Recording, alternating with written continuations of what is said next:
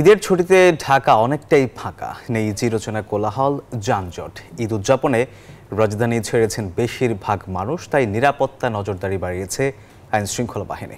এদিকে ঈদের দিনেও প্রিয়জনের কাছে ছুটছেন অনেকেই। বাস টার্মিনালে ভিড় দেখা গেছে ঘরমুখো মানুষের।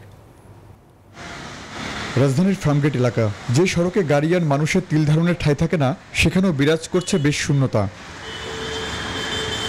স্বজনদের সঙ্গে ঈদের দিনটি কাটাতে রাজধানী ছেড়েছেন বেশিরভাগ মানুষ, তাই তো সদা ব্যস্ত রাজধানীর বেশিরভাগ সড়কেই এমন অবস্থা।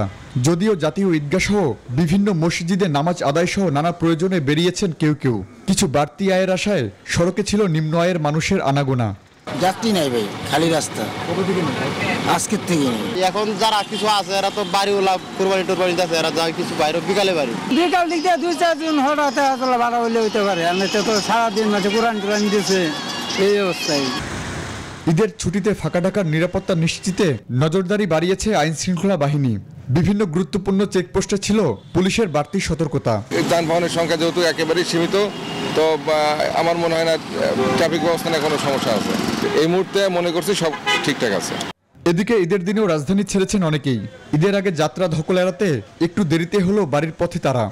কাজের প্রেসার ছিল কালকে, তার জন্য আজকে ছুটি হয়েছে। ঈদের আগে অনেক ঝক্কি ঝামেলা, বাড়ি বাস ভাড়া বেশি, সমস্ত হ্যাসেল এড়ানোর জন্য আমি সাধারণত ঈদের দিন বাড়ি যাই। ঈদ আনন্দ পরিবারের সঙ্গে নিরাপদে কাটুক, এমন প্রত্যাশা সকলের। Nahid Prince, news 24।